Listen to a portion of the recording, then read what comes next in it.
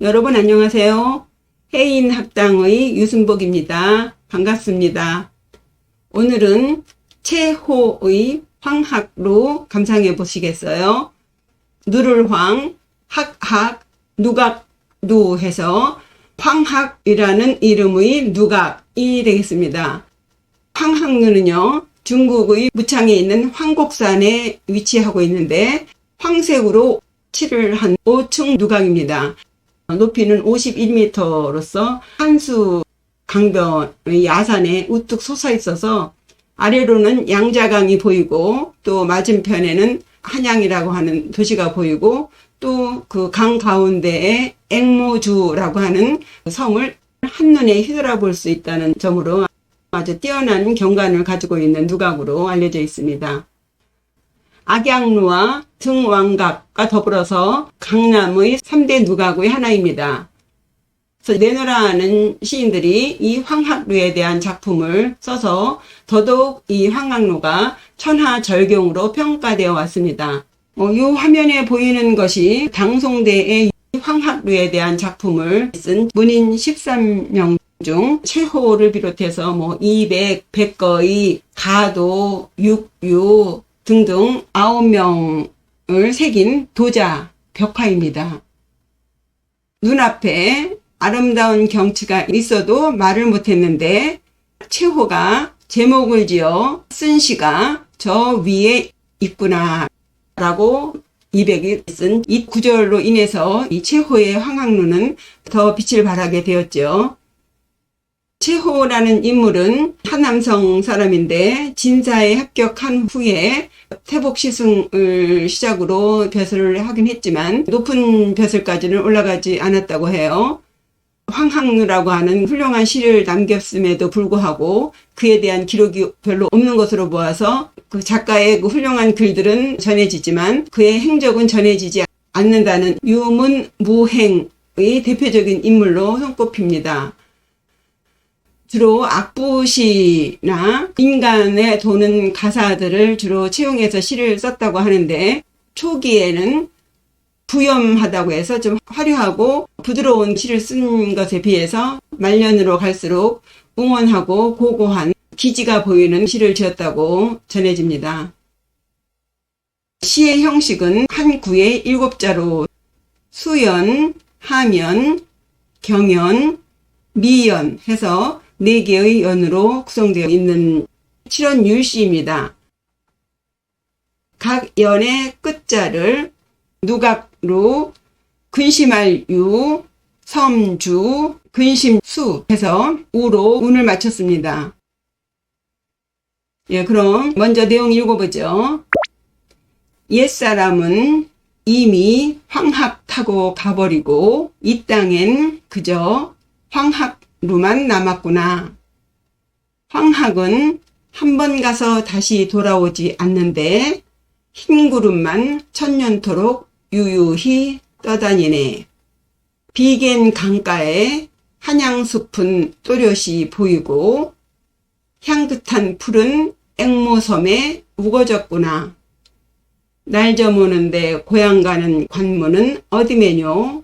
강가에 자욱한 안개가 시인을 근심하게 하노라. 이 시가 도대체 뭐가 어쩌다고 그렇게 모든 시인들이 입을 모아 칭송을 하고 지금까지도 회자되고 있는지 해서 첫 번째는 1차적인 해석을 하고 그 다음에 이 최호 선생이 담고자 했던 말이 무엇인지 공감해 보도록 하겠습니다. 첫 번째 연 수연부터 시작하겠습니다. 석인 이승 황학거 차지 공여 황학루. 석인 옛사람은 이미 황학을 타고 가버렸는데 차지 이 땅에는 공자는요 비일공자지만 여기서는 부사로서 오직 지자의 의미예요. 그래서 공여 오직 남아있구나. 무엇만 황학루. 옛사람은 이미 황학을 타고 가버렸는데 정작 주인인 황학은 없고 누각만 남아있구나. 두 번째, 합리언입니다. 황학 일거 불부반 백운 천재 공유유.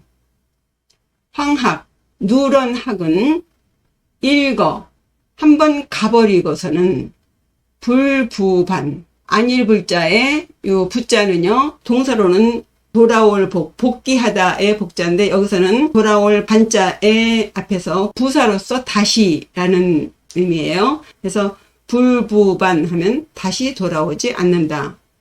황학은 한번 가버리더니 다시 돌아오지 않는다. 백운 천재 공유유. 백운 흰구름은 천재. 요 제자는 실일제의 의미도 있지만 1년, 2년, 3년 하는 해제의 의미예요. 그래서 천재 하면 천년입니다. 공유유. 그저 유유하게 떠다니는구나 입니다. 황학이 한번 가서 돌아오지 않으니 이 흰구름만 천년토록 떠다니는구나. 그래서 황학 누런 학과 백운 흰구름 일거 한번 가고 천재 천년 되도록 불부반 다시 돌아오지 않으니 공유유 오직 할 일 없이 유유하게 떠다니는구나. 이런 식으로 대꾸했고요. 다음 세 번째 경연이에요. 청천 영역 한양수 방추 처처 앵무주. 청 비계일청이죠. 천 내천자인데 요 황학루가 양자강을 바라보고 있는 그 누각이에요. 해서 이 양자강의 지류에 속하겠죠. 강으로 해석을 합니다. 영역 역력하다 또렷하게 보인다. 비견 후에 그 강은 또렷하게 보인다. 무엇이? 한양수가. 한양은 이 모창의 서북 쪽에 있는데 한강루와 강을 사이에 두고 서로 마주보고 있는 도시입니다. 한양 도시에 심어져 있는 그 나무들이 아주 또렷하게 보이더라. 방초 처처 앵무주. 방초 향기 나는 풀은 처처는 아주 무성하게 곳곳에 자라고 있는 모습이에요. 앵무주는 양자강 한복판에 있는 모래톱으로 된 그 삼각주라고 합니다. 옛날 후한 말년 때 예형이라고 하는 강하 태수가 있었는데 뭐 이러저러한 일로 황조라는 자에게 살해되어서 이 앵무지에 묻혔대요. 그런데 그 예형이라는 태수가 앵무부를 지은 것이 유명하다고 합니다. 그래서 그 태수가 묻힌 그 섬을 앵무주라고 한다네요. 근데 이 앵무주는 대형 선박들이 양자강을 드나드는데 지장이 있기 때문에 없애버렸다고 합니다. 어쨌든 비가 갠 강가에서 한양의 나무는 아주 또렷하게 보이고 향기 나는 풀은 앵무섬에 아주 무성하게 자라고 있구나. 마지막 미연이에요. 일모향관 하처시 연파 강상 사인수. 일모 해가 지니 향관 고향 향자에 관문 관자예요. 그러니까 고향에 가려면 반드시 거쳐야 하는 관문이에요. 요 관문에서 검문을 받고 드나들게 되어 있죠. 하처 어느 곳에 시 있을까? 요 시자는 있을 제자의 의미입니다.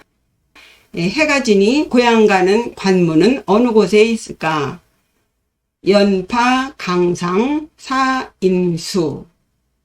연파 파도치는 안개예요.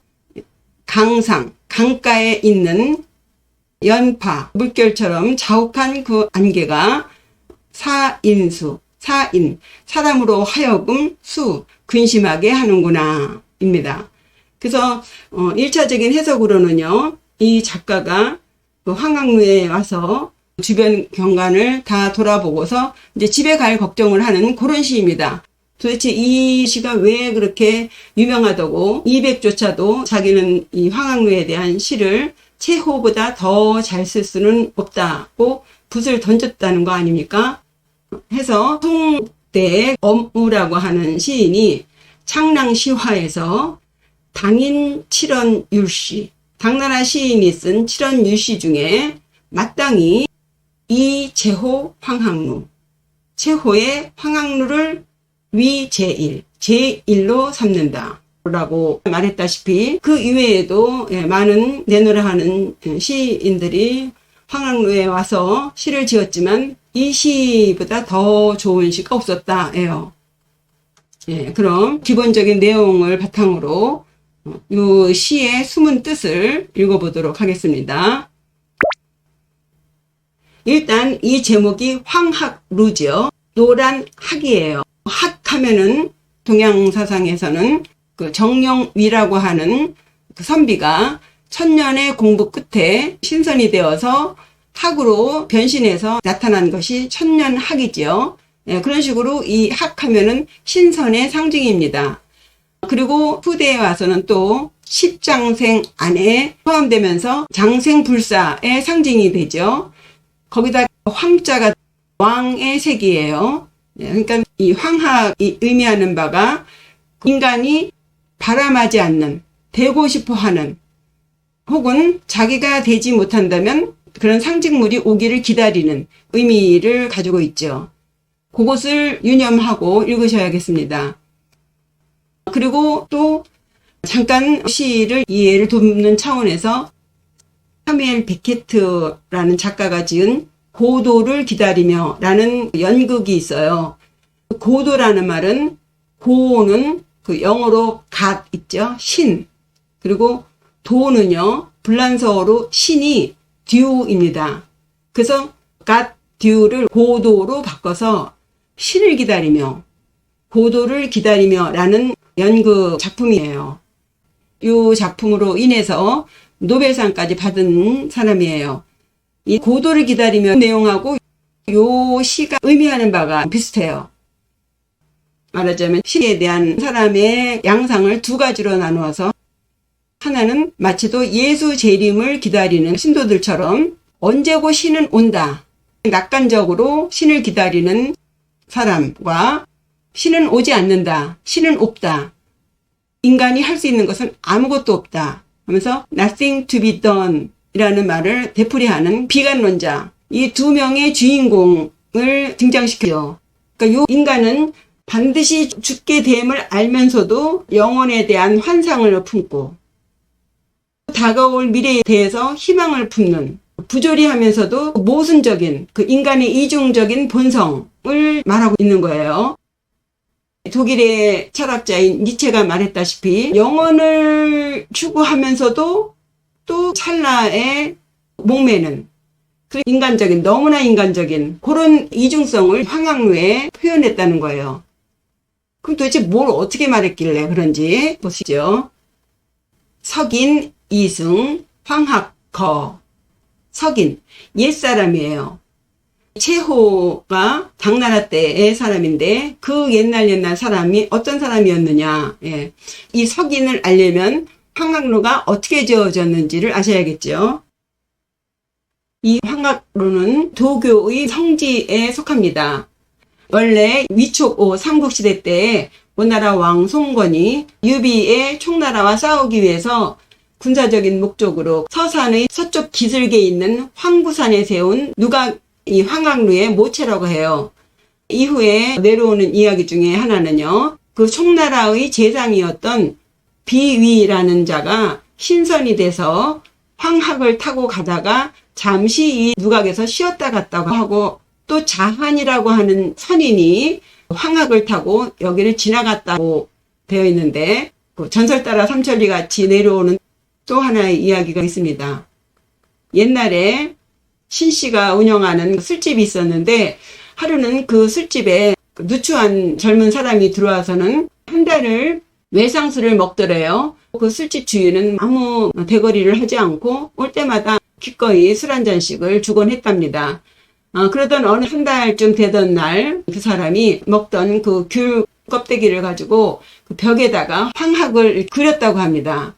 그런데 희한하게도 사람들이 술 마시면서 노래를 부르면 이 벽에 그려진 이 황학이 나와서는 학춤을 추었다고 합니다. 그 소문이 세상에 퍼져서 술집 주인은 큰 부자가 되었죠.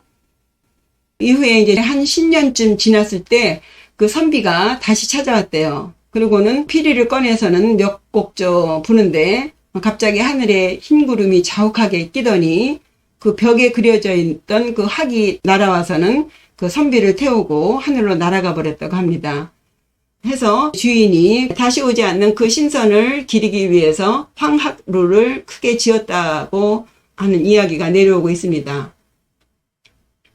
이런 식으로 이 황학루는요, 동양 선비들이 꿈꾸는 도에 대한 향수를 얘기하고 있고요. 그럼에도 불구하고 그 도를 이루지 못하는 혹은 그 도인이 오지 않는 것에 대한 갈증을 표현하고 있습니다. 그래서 석인 하면은 자한이라는 신선이라든가 비위라고 하는 신선, 또 외상수를 먹던 선인을 말하는 거죠. 이승, 거, 이미 타고 갔어요. 무엇을? 황학을. 황학 타고 다 가버렸어요. 그러니 차지, 그 학들이 날아와서 쉬었다 가거나 혹은 지나갔던 이 땅에서는 공여, 오직 남아있다는, 오직 남아있어. 무엇만? 황학루만 덩그러니 남아있다입니다. 떠나버린 도, 신선에 대한 아쉬움을 이렇게 설명을 한 것이죠. 황학 일거 불부반. 황학은 한번 가버리더니 다시 돌아오지 않네. 불부반. 다시 오지 않는다라고 하는 것은 기다렸다는 것이죠. 고도를 기다리며요. 신을 기다리며. 이 황학은 그거죠. 도, 신. 신을 기다리는데 오지 않는 거예요. 백운 천재 공유유입니다. 백운, 흰 구름은 천년토록 공, 할 일 없이 유유. 유유라는 말이요. 한가롭게 논인다는 의미에서의 유유라고도 읽을 수가 있겠는데요. 앞구에서 다시 돌아오지 않는다라고 할 때는요, 애타게 기다리고 있음이죠. 해서 요 유유를 단지 무심하게 한가롭게 떠 있다라고 하면은 조금 아닌 것 같아요.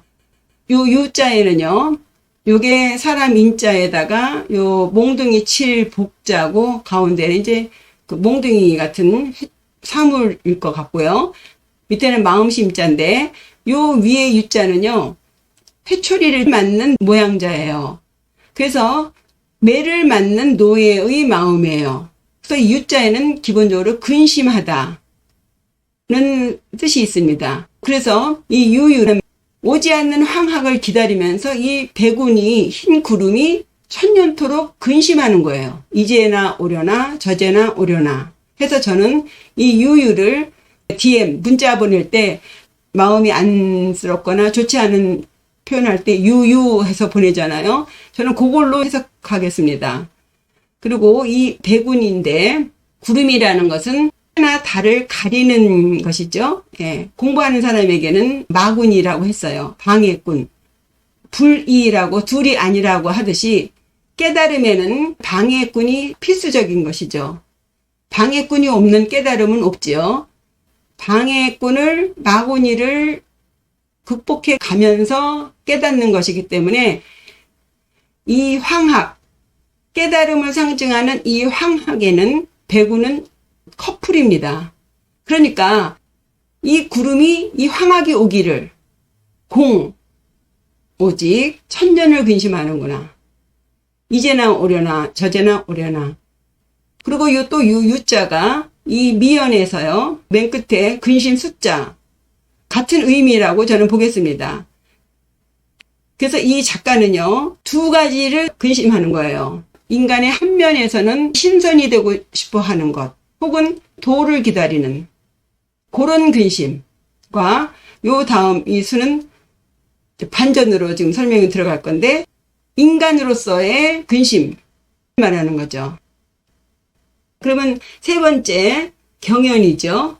경연은 반전이에요. 앞에서는 오지 않는 고도를 기다리며 그 지루한 시간을 보내고 있는데 반전입니다. 청천영력 한양수 방추처처 앵무주. 청천. 비가 뚝 그쳤으니 역력하게 보여. 무엇이? 한양 땅. 그 번화한 한양의 도시의 그 나무들이 하나하나 또렷하게 보이는 것입니다. 현실이 눈에 클로즈업해서 들어오는 겁니다. 요 앞에는 이상세계고 바람하지 않는 꿈의 세계예요. 그러나 딱 고개를 돌려보니 현실이 눈에 보이는 것이죠. 삶이에요. 마구 움직이는, 만져지는, 보여지는 그런 것. 여기서 우리가 할 수 있는 것은 아무것도 없다는 것을 인정하면서 지금 여기 나를 분명하게 아주 역력하게 또렷하게 돌아보는 거예요. 거기다 또 당초 처처 앵무주. 향기로운 풀은 나를 유혹하는 것이죠. 그 유혹에 안 넘어갈 수가 없어.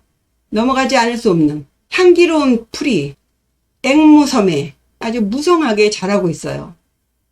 생동하고 있어요. 도저히 저버릴 수 없는 유혹을 돌아보는 거예요. 그러면서 이제 초점이 자기 자신으로 돌아오는 거예요. 일모, 향관, 하처시, 연파, 강상, 사인수. 해가 지니 고향으로 가는 그 관문은 어디에 있나?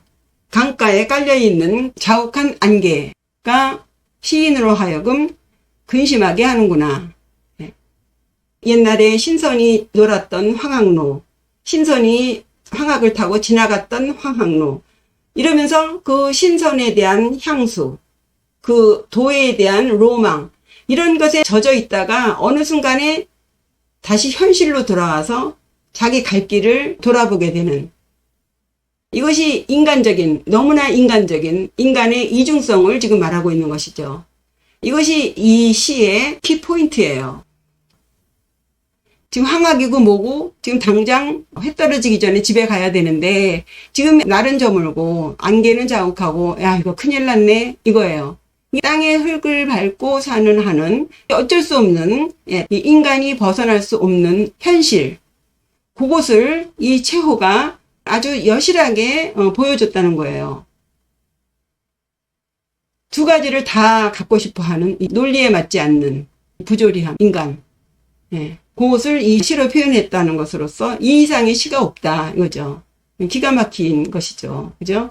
인간이 이 머릿속에 펜티엄을 막 돌리면서 한쪽으로는 저 높은 것을 향하여 가고 싶어하는 마음. 그러면서도 이 한편에서는 이거 때때마다 먹어야 되고 입어야 되고 그죠? 자야 되고.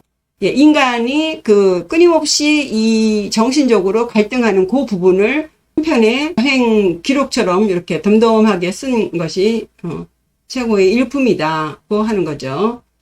그래서 지금 감성적으로 고향에 대한 뭐 향수라든가 고향을 그리워한다든가 뭐 이런 식의 개념이 아니라 인간 본연의 그 본성, 이중성을 말하고 있는 것입니다. 인간 속을 아주 냉철하게 들여다본 성찰한 시예요. 해서 200이 두 손 두 발 들었다는 것이죠. 당시에 시를 통해서 자신의 도의 경지를 표현하는 그런 분위기에서 자신의 이중성을 솔직하게 쓴 거예요. 대단하죠. 이렇게 도에 대해서 냉정하게 표현했다는 점에서 할 말이 없는 거죠. 때문에 황학이라는 말이 3번이나 반복했다든가 그 유시의 형식을 정확하게 지켰느냐 지키지 않았느냐 뭐 이런 건 중요한 게 아니에요. 이 사람이 말하고자 하는 것이 너무 크기 때문에. 그래서 손수는 당시 300수 중에 칠원유시에서 제일 첫 번째 시로 이 황학루를 배치한 것입니다. 이 사무엘 베케트는 이 고도를 기다리며라는 작품을 통해서 신을 찾으려고 하지 말아라 라는 뉘앙스를 풍기고 있는데 이미 이 사무엘이 이런 고도를 기다리며라든가 니체가 신은 죽었다라고 선포한 때는 20세기잖아요.